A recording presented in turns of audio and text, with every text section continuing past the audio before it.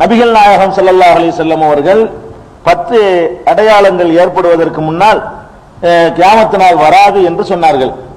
அந்த 10 அடையாளங்களிலே 6 அடையாளங்களை பற்றி நேற்றைய தினம் நான் பார்த்திருக்கிறோம். ஒரு புகை மூட்டம் ஏற்படும், தஜ்ஜால் வருவான், கிழக்கே உதிக்கிற சூரியன் மேற்க உதிக்கும், ஈசா நபி வருவாங்க, யஜூஜ் மோஜூஜ் என்ற கூட்டம் வரும் என்ற கடைசியா ஒரு நெருப்பு ஒண்ணு வரும் என்ற 6 அடையாளங்களை பார்த்திருக்கிறோம். மீதி 4 அடையாளங்கள் அதான் நம்ம விட்ட இடம். மீதி 4 அடையாளங்கள் என்னவென்று சொன்னால், நபிகள் நாயகம் ஸல்லல்லாஹு அலைஹி வஸல்லம் சொல்றாங்க, ஒரு உயிரினம், ஒரு தாபத்து, ஒரு உயிர் பிராணி ஒன்று உலக, அது உயிர் பிராணி, எல்லாம் உயிர் பிராணி தான். ஒரு உயிர் பிராணி என்று சொன்னா இதுவரைக்கும் நம்ம பார்க்காத ஒரு வித்தியாசமான ஒரு பிராணி ஒன்று வரவிருக்கிறது. அப்படி ஒரு படைப்பு. இந்த டினோசார்லாம் பார்க்கறான்ல, அந்த காலத்துல எல்லாம் திருப்பி உயிராக்குறான் பாருங்க, அந்த படம் காட்டுறான்ல, அது மாதிரியே ஏதோ ஒரு வகையில ஒரு உயிர் பிராணி ஒன்று வரும் என்று நபிகள் நாயகம் ஸல்லல்லாஹு அலைஹி வஸல்லம் சொல்றாங்க. இது ஹதீஸில் இருக்கிறதோட கூடுதல் விவரத்தோட திருமறை குர்ஆனிலும் அல்லாஹ் அதை சொல்லி காட்டுகிறான். இந்த உயிர் பிராணி ஒன்று யஜூஜ் மஜூஜை பற்றி குர்ஆன்ல சொல்ற மாதிரி சூரத்து நம்லுல 27வது சூராவுல 82வது வசனத்துல அல்லாஹ் சொல்லி காட்டுகிறான், ஒய்தா வகல் கவுல அலைஹிம், அவர்களுக்கு எதிரான முடிவு உத்தரவு ஏற்படும் பொழுது, அதாவது உலகத்தை அழிக்கிற முடிவு ஏற்படும் பொழுது, அஹ்ரஜ்னாலஹும் தாபத்தம் மினல் அர்லி, இந்த பூமியில் இருந்த ஒரு உயிர் பிராணியை நாம் வெளிப்படுத்துவோம். பூமியில் இருந்த ஒரு உயிர் பிராணியை வெளிப்படுத்துவோம்.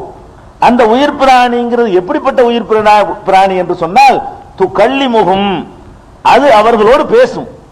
உயிர் பிராணியில என்ன வித்தியாசம்? எத்தனை உயிர் பிராணி இருக்கும்?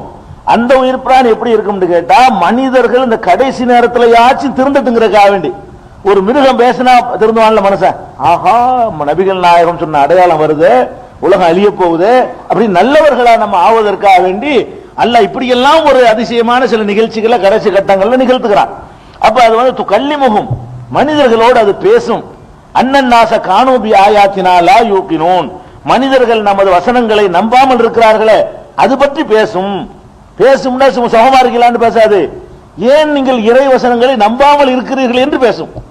அப்ப அது ஒரு பிரச்சாரம் செய்யக்கூடிய ஒரு பிராணியை கடைசி அனுப்பி விடுவோம். அதுலயும் திருந்தலேண்டா தான் அப்புறம் சுத்தி விடுறது, திருப்பி சுத்துறது, ரிவர்ஸா சுத்தி விட்டு கிழக்க உதிக்கிற சூரியனை மேற்க உதிக்க வச்சு உலகத்தை அழிக்கிறது ஏற்படும். இது திருமறை குர்ஆன்ல இருக்கிறது. இந்த தாபத்துல் அர்ல பத்தி ஹதீஸ்லயும் இருக்கிறது. இது 7வது முக்கியமான அடையாளத்துல 7வது. விரிவாக நம்ம சஹர்ல நீ பாப்பீங்க, சுருக்கமா வேற வேற விஷயங்கள் இருக்கிறதுனால. இது போக 8, 9, 10வது அடையாளம் என்னவென்று சொன்னால் 3 பூகம்பங்கள். 8வது ஒரு பூகம்பம், 9வது ஒரு பூகம்பம் தான், 10வது ஒரு பூகம்பம் தான். ஒன்னு கீழ் திசையில கிழக்கு திசையில ஏற்படக்கூடிய பூகம்பம், இன்னொன்னு மேற்கு திசையில ஏற்படுகிற பூகம்பம், இன்னொன்னு அரபு தீபகற்பத்தில் ஏற்படக்கூடிய பூகம்பம் என்று நபிகள் நாயகம் ஸல்லல்லாஹு அலைஹி வஸல்லம் சொல்றாங்க. இந்த பூகம்பம் என்பது நம்ம நேற்று சொன்ன மாதிரி ஏதோ 10ஓட 11 வரக்கூடிய பூகம்பம் இல்ல. இது மாதிரி கிழக்குல 1 நூற்றுக்கணக்கில் நடந்திருக்கு, மேற்குல 1 தான் ஆயிரக்கணக்கில் நடந்திருக்குது. அரபு பிரதேசத்துல ஒரு பூகம்பம் தான் நிறைய நடந்திருக்கு. அதெல்லாம் பூகம்பங்கிறது அல்லாஹ் சொல்லி காட்டுறான்னு சொன்னா ஒரு 15 ரிக்டர் அளவுக்கு இருக்கணும். இப்ப 7, 6 குஜராத்ல அவுட் ஆயிருக்குது, 9 வரைக்கும் போயிருக்குன்னு வைங்களேன், 10, 11, 12 மாதிரி அந்த மாதிரி வரைக்கும் உலகத்துல ஏற்படாத அந்த ரிக்டர் அளவுல பிரம்மாண்டமானதா இருக்க போய் தான் அதுல குறிப்பிடுறாங்க. சாதாரணமா நம்ம சந்திச்சுக்கிட்டு இருக்கிறத சொல்லல, இது மாதிரி ஆயிரக்கணக்கான உலகம்லாம் நடந்துகிட்டு இருக்குது. இது நடக்கவே நடக்காத ஒரு அதிசயமான ஒரு அதிர்வு. ஆடுற ஆட்டத்தில் அப்படியே ஒண்ணுமே மிச்சமா இருக்காது. அந்த மாதிரியான ஒரு கடும் பூகம்பத்தை உலகம் சந்திக்கும். அதை பார்த்தோன்னா மனுஷன் திருந்துறானான்னு பார்க்கும். கடைசி அடுத்தடுத்து நடக்கும். இதுல ஒரு விசேஷம் என்னன்னு கேட்டா, பெருமானார் ஸல்லல்லாஹு அலைஹி வஸல்லம் சொல்றாங்க, இந்த 10 அத்தாட்சிகளும் ஒன்று வர ஆரம்பித்து விடுமையானால் டக்கு டக்கு டக்கு டக்கு டக்கு உடையாந்துட்டு இருக்குமா. அதாவது 10 ஒன்னு ஒரு 25 வருஷம் 100 வருஷம் இடைவெளி விட்டு இன்னொன்னு வராது. ஒன்று விட ஆரம்பித்து ஒன்னு ஃபர்ஸ்ட் விடுமையானால் அடுத்து 2வது, அடுத்து 3, அடுத்த 4, அடுத்து 5, அடுத்து 6 எண்ணி விடுற மாதிரி தான் இருக்கும். ரொம்ப ஃபாஸ்டா ஓடி போயிருங்கிறாங்க பெருமானார் ஸல்லல்லாஹு அலைஹி வஸல்லம். அதனால அந்த 3 பூகம்பத்தை நீங்களே கண்டுபிடிச்சிடலாம். போன வாரம் கிழக்கு, அடுத்த வாரம் மேற்கு, அப்ப கண்டுபிடிச்சிடலாம். இது ஒண்ணு நடந்துட்டு ரொம்ப இடைவெளி பாருங்க. குஜராத்லாம் நீங்க கருதினீர்களே, ஆனால் அது அல்ல. ஏன்னா அதுக்கு இன்னொன்னு வரக்கானா. அந்த 3 எப்படி இருக்கும்னு கேட்டா, ஒன்னு கிழக்க, ஒன்னு மேற்க, ஒன்னு அரபு பிரதேசத்துல இருந்து இன்னைக்கு பேப்பர் பார்த்தா இது, நாளைக்கு பேப்பரை பார்த்தா அது, நாளை கழிச்சு பேப்பரை பார்த்தா இப்படி இருக்கும். அந்த மாதிரி ஒன்று விடுமையானால் அடுத்தது ஒரு நாள்ல இல்ல, கிட்டத்துல சீக்கிரமாக 10 நிறைவேறிவிடும். அப்ப இந்த உலகத்தை அழிக்கிறதுக்காக வேண்டி இந்த கடைசி சான்ஸ் 10 விஷயத்தை சரசரசரன்னு நல்லா நினைச்சான் அனுப்பிட்டே இருக்கிறான். அதுல கடைசியாக ஆக ஆக கடைசியாக வரக்கூடியது ஹதீஸ்ல கிடைக்கிறது, சூரியன் தலை கிழக்க உதிக்கிறது, மேற்க உதிக்கிறது. ஃபர்ஸ்ட்ல வர்றது அந்த நெருப்புன்னு சொல்லி ஹதீஸ்ல வந்திருக்குது. இந்த ரெண்டுக்கு இடைப்பட்ட விஷயங்கள் ஒன்றன் பின் ஒன்றாக வந்து கொண்டே இருக்கும் என்று பெருமானார் ஸல்லல்லாஹு அலைஹி வஸல்லம் சொல்றாங்க. இது உலகம் அழிவதற்கு முன்னால் ஏற்படக்கூடிய நிகழ்வுகள். அடுத்து இந்த உலகத்தை அல்லாஹ் அழிக்கும் பொழுது எந்த மாதிரி நிலையில் அல்லாஹ் அழிக்குமான்னு சொன்னா, அழிக்கப்படக்கூடிய அந்த நேரத்தில் ஒரு நல்லவனும் உலகத்தில் இருக்க மாட்டான். அழிக்கிற நேரத்தில் இப்ப ஈசா நபி கடைசியா வந்து தஜ்ஜால கொல்றாங்க, மக்கள் எல்லாம் நல்லவர்கள் ஆகிடுறாங்க. எல்லாம் நல்லவர்களாகி அப்புறம் ஈசா நபி இயற்கையான முறையில் மரணம் அடைந்த பிறகு பழையபடி அப்படியே கொஞ்சம் கொஞ்சமா பழைய நிலைமைக்கு எங்க இருந்து வந்தாங்களோ அதை நோக்கி போக ஆரம்பிப்பாங்க. சுத்தமா அப்படியே திசை திரும்பி போய் எந்த அளவு கொண்டு சொன்னா பெருமானார் ஸல்லல்லாஹு அலைஹி வஸல்லம் சொல்றாங்க, லா தகூமு ஸாஅத்து ஹத்தா லா யுகால ஃபில் அர்தி அல்லாஹ் அல்லாஹ் அல்லாஹ் அல்லாஹ் என்று சொல்றதுக்கு ஆள் இல்லாத வரைக்கும் உலகம் அழியாது. ஒருத்தரும் இல்லாம போன பிறகுதான் அல்லாஹ்வை பற்றி பேச ஒருத்தர் கூட இல்லாத அளவுக்கு அது ரொம்ப மோசமா போயிடும். அப்படி ஆக்கி போடுவான். கொஞ்சம் நெஞ்சம் கூட ஈமான் இல்லாத அளவுக்கு ஒரு நிலைமையா ஒரு சமுதாயமா உலக மக்கள்லாம் ஆகும் பொழுது ஆக்கி இந்த உலகத்தை அழிப்பான். அந்த 10 அடையாளம் 10வது நடந்து முடியும் போது சுத்தமா என்ன செஞ்சிடறேன், எவனுமே நல்லவன் இருக்க மாட்டான். நல்லவர்களே இல்லாத நேரத்தில் தான் உலக அழியும் என்று இது சஹீஹ் முஸ்லிம்ல 211வது ஹதீஸாக இருக்கிறது. அதே மாதிரி பெருமானார் ஸல்லல்லாஹு அலைஹி வஸல்லம் சொன்னாங்க, எந்த அளவுக்கு சொல்றாங்கன்னா, நபி ஸல்லல்லாஹு அலைஹி வஸல்லமுடைய காலத்துல அவங்க வந்து பல தெய்வ நம்பிக்கை உள்ளவர்களா இருந்தாங்க அந்த மக்கள். அதுல முக்கியமான தெய்வங்கள் யாருன்னு கேட்டா லாத்து உஸ்ஸா, அபராய்த்துமுல் லாத்த உல் உஸ்ஸா மனாத்த சாலிசத்தல் உஹ்ரான்னு குர்ஆன்ல எல்லாம் சொல்லி காட்டுறான். லாத்து என்ற பெயரிலையும் உஸ்ஸா என்ற பெயரிலையும் முக்கியமான கடவுள் சிலையை வணங்கிட்டு இருந்தாங்க. அதையெல்லாம் ரசூல் ஸல்லல்லாஹு அலைஹி வஸல்லம் ஒழிச்சிட்டாங்க. சொல்றாங்க, கியாமனால் அல்லாஹ் அழிக்குவான அந்த நேரத்தில் இவர்கள் அதே லாத்து உஸ்ஸாவை வணங்குவார்கள். லாத்து உஸ்ஸாவை வணங்காத வரைக்கும் கியாமனால் வராதுங்கிறாங்க. அந்த பகுதியில் அந்த அரபு மக்களை என்ன செய்வாங்க, லாத்து உஸ்ஸாவை வணங்குவார்கள். அதனால அந்த கடைசி காலத்துல நம்மளை இல்லாம காப்பாற்ற துவா செய்யணும். ஏன்னா எல்லாம் கண்டிப்பா அதுல சேர முடியாதுன்னு சொல்றாங்க. அந்த மாதிரி காலத்துல மனிதர்களே மகா கெட்டவர்கள் இருக்கும் பொழுதுதான் கியாமனால் வரும் என்று பெருமானார் ஸல்லல்லாஹு அலைஹி வஸல்லம் சொல்றாங்க. மனிதர்கள்லயே மகா கெட்டவங்க வாழ்வாங்க பாருங்க, அப்படிப்பட்ட காலத்துலதான் அந்த அழிவு நாள் வரும் என்று சொல்றாங்க. அதனால அந்த அழியக்கூடிய காலத்துக்கு முந்தைய நம்மளை அல்லாஹ் வந்து கைப்பற்றுற மாதிரி நம்ம அல்லாஹ் விட்டு அடிக்கடி பிரார்த்தனை செய்து கொள்ள வேண்டும். இது பெருமானார் ஸல்லல்லாஹு அலைஹி வஸல்லம் சொன்ன ஹதீஸ் 5174 சஹீஹ் முஸ்லிம்ல நீங்க பார்க்கலாம். சரி, இதெல்லாம் வந்த பிறகு உலகம் அழியும். எப்படி அழியும்? உலகம் அழியும்னு சொன்னா அழிவதற்காக வேண்டி அல்லாஹ் செய்யற வேலையெல்லாம் எதுக்குமே பெரிய வேலையெல்லாம் செய்ய மாட்டான். அல்லாஹ்வுடைய வேலை என்னன்னு கேட்டா, நம்ம வந்து பெரிய படைகளை திரட்டிக்கிட்டுலாம் எதுவுமே செய்ய மாட்டோம். நாம ஏதாவது ஒண்ணு செய்வதாக இருந்தால் ஆயிரும் ஒரு சத்தம் தான் கொடுப்போம். அந்த முந்தைய சமுதாயங்களை அழிக்கிறதெல்லாம் நீங்க பாருங்க. அல்லாஹ் என்ன செய்யறான், ஒமா அன்சல்னா அலைஹிம் மின் ஜுந்தி மினஸ்ஸமா, வானத்திலிருந்து ஒரு படைகளை எல்லாம் நாம் இறக்கவில்லை. இன்கானத்து இல்லா செய்கத்தம் வாஹிதா, ஒரு சத்தம் தான், திடீர்னு ஒரு சத்தம் கேட்கும், முடிஞ்சு வச்சு கதை, ஒரு சத்தம் தான் கேட்கும், அவர்களுடைய கதை முடிந்து விடும் என்று பல சமுதாயங்களை அல்லாஹ் வந்து முன்காலத்தில் அழித்த வரலாறுகளை எல்லாம் சொல்லுகிறான். இந்த மொத்த உலகத்தை அழிக்கிறது கூட அல்லாஹ் எப்படி அழிக்குவான்னு கேட்டா, அது ஒரு சூர்னு சொன்னா, அதாவது கொம்பு. சூர்னு சொன்னா அந்த ஊதுவாங்கல்ல, ஊதுனா சவுண்ட் வருமே, அதுக்கு பேர் தான் சூருங்கிறது. அதுக்கு தமிழ்ல என்ன சொல்லு இருக்குது, சூர்னா தெரியுதுல. அதாவது அந்த காலத்து வரலாற்று புல்லாங்குழல் அல்லமா, அந்த காலத்து புல்லாங்குழல் வந்து இனிமையான இசை வரக்கூடியது. அந்த காலத்துல வரலாற்றுல சரித்திர இந்த கதைகள்லாம் நீங்க பாப்பீங்க. ஒரு இப்படி விளைவா ஒரு இது மாதிரி ஒரு வாயில வச்சு ஊதுவாங்க. ஊதுற ஒரு அறிவிப்பு செய்யறதுக்காக வேண்டி அது அதிகமான தொலைவை போய் சென்றடையும். ஊண்டு சவுண்ட் வச்சு ஊதுனாங்கன்னு சொன்னா அதிகமான தொலைவை நோக்கி அது போகும். அந்த மாதிரி சவுண்ட் கூம்பு வடிவத்தில், அப்படி கூம்பு வடிவத்தில் இருக்கும், வாயில வச்சு ஊதுவாங்க, பெரும் சவுண்ட் வரும். அதுக்கு பேர் தான் சூர்னு சொல்லுவாங்க. அந்த சூர் என்ற ஒரு வார்த்தையை அல்லாஹ் குர்ஆன்ல பல இடங்கள்ல பயன்படுத்தி சூர் ஊதப்படும், அழிக்கிறதுக்கு என்ன செய்யப்படும், ஒரு கடுமையான ஒரு சத்தம் ஒண்ணு வரும், அவ்வளவுதான், அழிஞ்சு போயிடும். மொத்தம் இதே மாதிரி அல்லாஹ் வந்து 2 தடவை ஊதுவான். ஒன்னு அழிக்கிறதுக்கு, இன்னொன்னு திரும்ப உண்டாக்குறதுக்கு. ரெண்டுமே சத்தத்தை கொண்டுதான். இந்த மொத்த உலகத்தை அழிக்கிறதுக்கு அல்லாஹ் செய்யற வேலை என்னன்னு கேட்டா, இன்னைக்கு கூடங்க மனிதர்கள் இன்னைக்கு கண்டுபிடிச்சி ஒரு பட்டன்ல வச்சுக்கிறான்ல. ஒரு உலகத்தை அழிக்க நினைச்சோம்னா அணுகுண்டு இருக்குது, அதுல ஒரு பட்டனை போய் தட்டி விட்டா உலகத்துல எந்த பகுதி வேணா அழிச்சு போடலாம். அப்படி மனிதன் கண்டுபிடிச்சு வச்சுக்கிறான். ஒரு பட்டன்ல தான் எல்லாம் அடங்கி இருக்குது. இவனுக்கு பட்டன்ல செய்ய முடியும்னா அல்லாவுக்கு வந்து வாயில ஊதி விட்டு போக முடியாது அல்லாவுக்கு. அதனால அல்லாஹ் ரப்பல் ஆலமீன் அழிக்கிறதுக்கு செய்யற வேலை எல்லாம் அந்த ஊதுறது தான். அதை பத்தி அல்லாஹ் குர்ஆன்ல சொல்லும் பொழுது எப்படி சொல்றான்னு பாருங்க. யௌம தர்ஜுஃபுர் ராஜிஃபா, சூரத்து நாசியா ஒன்னாசியாத் என்ற சூறாவுல 79வது சூறாவுல 6, 7, 8, 9, 10, 11, 12, 13, 14 ஆகிய வசனங்கள் தொடர்ச்சியாக அதில் அல்லாஹ் சொல்லி காட்டுகிறான். யௌம தர்ஜுஃபுர் ராஜிஃபா, முதல்ல ஆட்டுவிக்கக்கூடிய ஒரு சத்தம் வரும். இந்த பூமியெல்லாம் ஆடக்கூடிய குலுங்கக்கூடிய ஒரு சத்தம் வரும். தத்பஉஹர் ராதிஃபா, அதை தொடர்ந்து இன்னொன்று வரும். அல்லாஹ் சொல்லும்போது ஒரு ஆட வைக்கக்கூடியது ஒன்று வரும். தத்பஉஹர் ராதிஃபா, அதுக்கடுத்து தொடர்ந்து இன்னொன்றும் வரும். குலூபுன் யௌமையிதின் வாஜிஃபா அபுசாருஹா காஷியா யகூலுன, இதெல்லாம் வந்து அந்த மக்கள் சொல்லக்கூடியது. இது அதாவது அவங்களுடைய உள்ளங்கள்லாம் நடுங்கும், பார்வைகள்லாம் குனிந்து விடும், நாங்க என்ன திரும்ப எழுப்பப்படுவோமா என்றெல்லாம் கேட்டுக்கொண்டிருக்கிறார்கள். அல்லாஹ் சொல்லி காட்டினா இன்னமாகிய ஜஜரத்தும் வாஹிதா, ஒரே ஒரு சத்தம் தான். ஃபைதாஹும் பிசாஹிரா, உடனே வெட்ட வழியில் நிற்பார்கள். அழிக்கிறத சொல்லிவிட்டு அல்லாஹ் சொல்றான், இந்த மனுஷன் கேட்கிறான் நாங்கள் எல்லாம் திரும்ப எழுப்பப்படுவோமாண்டு.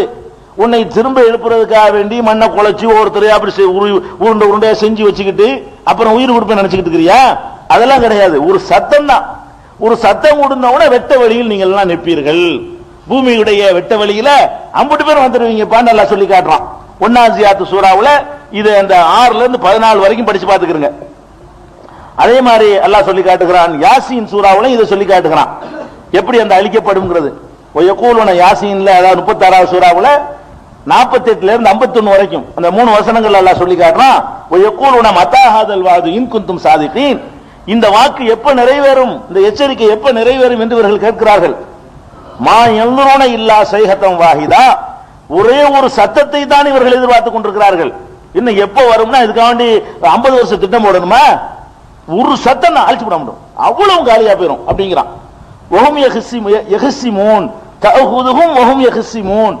அவர்கள் பேசிக் கொண்டிருப்பாங்களே, விவாதம் பண்ணி கொண்டிருப்பார்களே, விவாதம் பண்ணி கொண்டிருக்கும் பொழுதே அவர்களை பிடித்து விடும். நடக்குமா நடக்கான்னு பேசிக்கிட்டு இருப்பாங்களே, பேசிக் கொண்டிருக்கும் போதே அவர்களை பிடித்து விடும். அந்த மாதிரி ஒரு சத்தம் வரும். ஃபலா யஸ்ததீஊன தௌசியத்தன் வலா இலா அஹ்லிஹிம் யர்ஜூன், அந்த சத்தம் வந்தால் எப்படி இருக்கும்னு கேட்டா, வசியத்து செய்வதற்கு சக்தி வர மாட்டார்கள். அதாவது வசியத்து, ஒரு நோய் வாய்ப்பட்டான்னு வைங்களேன், குடும்பத்துக்கு வசியத்து செஞ்சதுக்கு கொஞ்சம் உணர்வு இருந்து அப்புறமேல செத்து போவான். ஒரு ஆக்சிடென்ட்ல சாவுறவங்க கூட ஒரு 4 மணி நேரம் இழுத்துக்கிட்டு இருந்து சாவுவான். அந்த மாதிரி ஊதுன உடனே கொஞ்ச நேரம் அப்படி மயக்கம் போட்டுட்டு கொஞ்சம் பாதிக்க 90% உயிர் இருந்து அப்புறம் 80 ஆகி அப்புறம் 70 ஆகி சாவுவான, அப்படிலாம் கிடையாது. ஒரு சத்தம் தான். வசியத்து செய்யவும் டைம் கிடைக்காது, வலாயில அகலியும் எரிச்சுவோம், வீட்டுக்கும் போக முடியாது. கடத்துல டீ குடிச்சிட்டு இருக்கும்போது அல்ல ஊதுனான்னு வைங்க, வீட்டுக்கு போக மாட்டோம், அங்கே போயிடுவோம். எங்கெங்க நீ கக்குசல் இருக்கும்போது ஊதிட்டான்னு வைங்க, கக்குசலா இருப்ப. அல்ல அப்படி சொல்லி காட்டுறான். இந்த ஊதுனவனை எப்படி அழிவு வரும்னு சொன்னா, இது இழுத்துக்கிட்டு போய் அழியாது, கைய காலை இழுத்துக்கிட்டு கிடக்கிற விளையாட்டுலாம் கிடையாது. ஊதுன உடனே காலி. அல்லாஹ் சொல்லி காட்டுறான். அழிக்கிறதுன்னு சொன்னா அந்த ஓசை வந்த உடனே மொத்தமா அழிந்து விடுவார்கள். அவ்வளவு அழகா சொல்றான் பாருங்க. எப்படி சொல்றான்னு கேட்டா, வலா யஸ்ததீஊன தௌசியத்தன், வசியத்து செய்ய அவர்களுக்கு சக்தி பெற மாட்டார்கள்.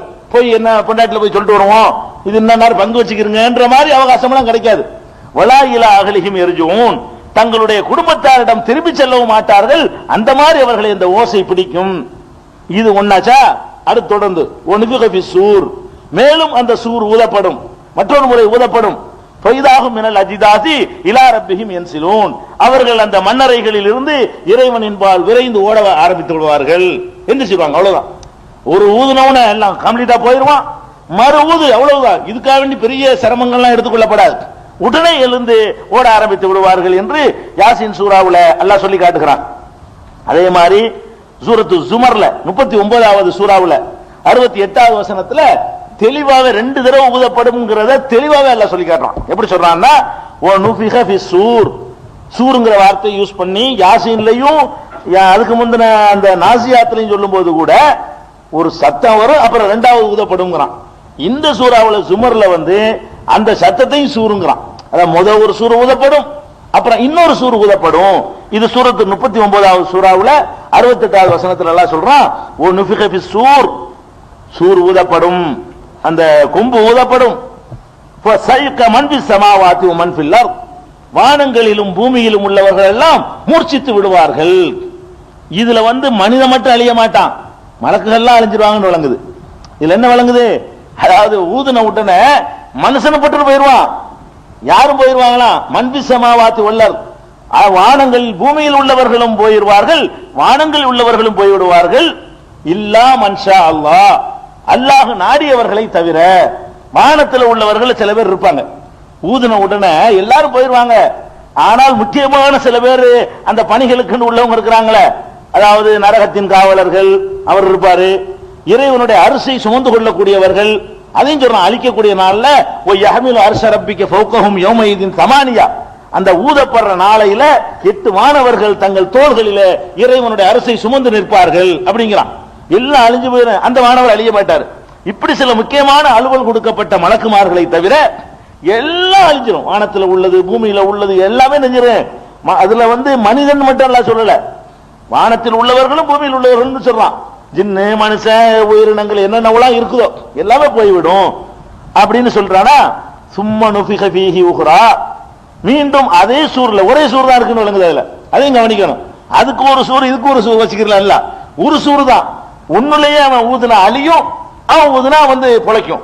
ஏன்னா அவன் இல்லைன்னா அந்த அதுக்கு சக்தி இருக்குன்னு நினைச்சுக்க கூடாது, அதுலயும் விட்டு கொடுக்க மாட்டேங்கிறான். இல்ல, அந்த ஊதுற குழலுக்கு சக்தி இருக்குன்னு நினைக்க கூடாதுங்கிறதுக்காக வேண்டி இது அழிக்கிற குழல், இது பொழைக்க வைக்கிற அப்படின்னு வந்துடக்கூடாதான். அதைத்தான் ஊதுவான், எல்லாரும் செத்து போயிருவோம். அதைத்தான் ஊதுவான், எல்லாரும் பொழைச்சிக்கிடுவோம். அதுல ஒண்ணும் இல்லைன்னு காட்டுறான். அல்லாது அது எப்படி காட்டுறான்னு கேட்டா, அதுல ஒரு சரக்கு ஒண்ணும் கிடையாது, ஊதுறவனுடைய விஷயம் அது அப்படிங்கிறதுக்காக எல்லாம் என்ன செய்யறான்னா இன்னொரு சூர் ஊதப்படும் சொல்லல. சும்மா நுஃபிக ஃபீஹி, அதே சூர் ஊதப்படும், அதே சூர்ல இன்னொரு தடவை ஊதப்படும். ஃபைதாஹும் கியாமுன் யன்துரூன், அவர்கள் நின்ற நிலையில் விழித்துக் கொண்டிருப்பார்கள். இப்படி முழிப்பாங்க, ஒரு செகண்ட் பத்துட்டு போயிருவாங்க, இன்னொரு ஊது ஊது அப்படி முழிப்பாங்க நின்றுக்கிட்டு. என்ன இப்ப என்ன எங்க நிக்கிறோம் அப்படின்னு அப்படி ஆயிருமா, அவ்வளவு சீக்கிரம் நடந்து போயிருங்கிறான்ல. அப்ப இந்த உயிரை திரும்ப பொழைக்க வைக்கிறதுக்கு பெரிய கஷ்டமான நினைக்க வேண்டியது இல்ல, இப்படின்னு அவ்வளவுதான், ஒரு செகண்ட்ல உண்டாகி போயிரும், அந்த மாதிரி ஆயிரும் என்று சொல்லி காட்டுகிறான். அதே மாதிரி இப்ப 2 இருக்குன்னு விளங்குது. சூரத்து சுமர்ல பார்க்கும் பொழுது 2 இருக்குது. சூரத்துல் கஹ்ஃப்லையும் கூட நீங்க பார்த்தால் 2 தடவை ஊதப்படும். ஏன்னா சூர் சூர் ஊதுறதுங்கிற 2 தடவை இருக்கும், நிறைய பேருக்கு தெரியல. ஒரு தடவை ஊதப்படுற மாதிரி தான் வழங்கி வச்சிருக்காங்க. குர்ஆன்ல தெளிவா சொல்லப்படுகிறது. கால ஹாதா ரஹமத்து மிர் ரப்பி ஃபைதா ஜா வாது ரப்பி ஜாலஹு தக்கா வ கான வாது ரப்பி ஹக்கா. இதுல என்ன அதாவது இந்த துல்கர்னைனுடைய சம்பவத்தை சொல்லும்போது அல்லாஹ் சொல்றான், என்னுடைய இறைவனுடைய அந்த அழிக்கும் நேரம் வரும் பொழுது அந்த யஜூஜ் மஜூஜ் வருவார்கள் என்று சொல்லிவிட்டு என்னுடைய இறைவனின் வாக்குறுதி நிறைவேறும் சொல்லி முடிச்சிடுறாரு. அப்புறமேலே ஒன் நிஃபிக ஃபி சூர், மீண்டும் ஒரு முறை சூர் ஊதப்படும். ஃபஜமானாஹும் ஜமா, அவர்கள் அனைவரையும் ஒன்று திரட்டி விடுவோம் அப்படின்னு சொல்லி காட்டுறான். அப்ப இந்த கஹ்ஃப் 18வது அத்தியாயம் 99வது வசனம், இந்த 4 இடங்கள்ல 4 சூறாக்கள்ல 2 முறை சூர் ஊதப்படும் என்பதை தெளிவாக அல்லாஹ் என்ன செய்யறான் சொல்றான்.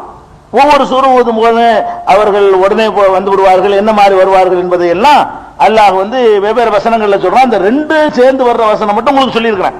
சூர் ஊதுவது குறித்த வேறு சில வசனங்கள் உங்களுக்கு குறிப்புகளுக்காக வேண்டி 27:87 பாருங்க.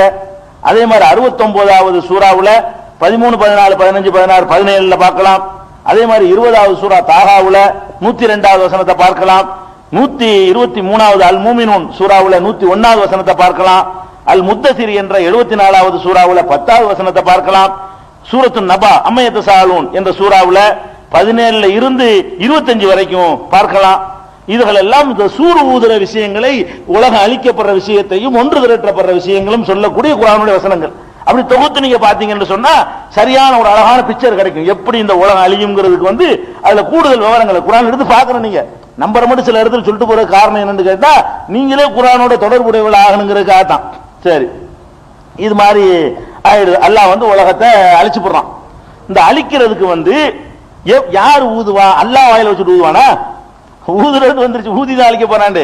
யாரு ஊதுவான்னு கேட்டா ஒரு மலக்கு தான் ஊதுவார் என்பதற்கு குர்ஆன்ல ஆதாரம் இருக்குது. 2 ஊதுகளையுமே யாரு ஊதுவா? மலக்கு தான் ஊதுவாருங்கிறதுக்கு ஆதாரம் இருக்குது. அவருடைய பேர் என்னன்னு குர்ஆன்ல இல்ல. எப்படி இருக்குன்னு கேட்டா காஃப்ல 50வது சூராவுல 42வது வசனத்துல அல்லாஹ் சொல்றான், வஸ்தமிஅ் யௌம யுனாதில் முனாதி மின் மகானின் கரீப் யௌம யஸ்மஊன ஸைஹத பில் ஹக் ذلك யௌமுல் குரூஜ். அழைக்கக்கூடியவர், முனாதின் அழைக்கக்கூடியவர், அல்லாஹ் ஊத மாட்டான்னு விளங்குது. அழைக்கக்கூடியவர் அழைப்பார். எப்படி அழைப்பாரு? அந்த ஓசையை கேட்டவுடனே அவர்கள்லாம் வெளியே வந்து விடுவார்கள். அழைக்கக்கூடியவர் அழைப்பார், ஓசையை கேட்டவுடனே அனைவரும் வெளியேறி வந்து விடுவார்கள், கபர்ல இருந்து மண்ணில இருந்து வெளியே வந்து விடுவார்கள் என்று அல்லாஹ் சொல்லுகிறார். அப்ப இது வந்து அழைக்கக்கூடியவர் முனாதின்னு சொல்றான, அழைக்கிறவர், அது மனுஷனா இருக்க முடியாது. அங்க அழைக்கக்கூடிய அல்லாஹ்வுடைய ஏற்பாடுல செய்யறதா இருந்தா கண்டிப்பா வானவர்களாகத்தான் இருக்க முடியும். அதே மாதிரி நம்மளை எல்லாம் அழைத்து சென்று செல்லக்கூடியவர் மகசர்ல, அதுவும் வானவர் தான் வந்து அழைச்சிக்கிட்டு போவாரெல்லாம் வருது. இன்னொரு அந்த மகசர் மைதானத்தை பார்க்கும்போது அப்ப பாத்துக்கிடுவோம். இப்ப அழிக்கிறது மட்டும் தான் பார்த்துக்கிட்டு இருக்கிறோம். அப்ப இது வந்து குர்ஆன்ல இருக்குது. ஹதீஸ்ல இந்த சூர் ஊதுற ஆளு இஸ்ராஃபீல். சூர் ஊதுற ஆளுடைய பேர் என்ன? இஸ்ராயில் அல்ல, இஸ்ரா அலிஃபு சீன் ரே அலிஃபு ஃபே எல்லாம் இஸ்ராஃபீல் என்று சில ஹதீஸ்களில் இருக்கிறது. ஆனால் அந்த ஹதீஸுடைய தரத்தில் மாறுபட்ட கருத்து இருக்கு. நம்பகமான ஹதீஸா இல்லையா என்பதுல மாறுபட்ட கருத்து இருக்கு. பெரும்பாலும் நம்பகமான ஹதீஸாக அறிஞர்கள் ஏற்றுக்கொள்ளவில்லை, அறிவிக்கக்கூடிய ஆளுக்கு சரியில்லாதனால. அதனால நம்ம எப்படி நம்பினா போதும்? ஒரு வானவரை அல்லாஹ் நியமிச்சிருக்கிறான். அந்த வானவர் ஊதுவார், அல்லாஹ் ஊத சொல்லி ஊதுவார், அழிஞ்சிரும். அந்த வானவர் அதை எடுத்துக்கொண்டு மறுபடியும் ஊதுவார், அது வந்து மறுபடியும் எல்லாரும் எந்திரிச்சிருவாங்க. இவ்வளவு நம்பினா போதும். இப்ப உலகம் அழிக்கப்படுறது நம்பணும், ஊதிதான் அழிக்கப்படும், சூறு ஊதி அழிக்கப்படும் நம்பணும், அழிக்க வேலை ஒரு வானவற்றை ஒப்படைக்கப்பட்டிருக்கு நம்பணும். ரெண்டுக்கும் சேர்த்து ஒரு சூறு தான் என்பதை 2 தடவை தான் ஊதப்படுமே தவிர சூறு ஒண்ணுதான் என்று நம்பணும். இதெல்லாம் முடிஞ்சிருச்சா?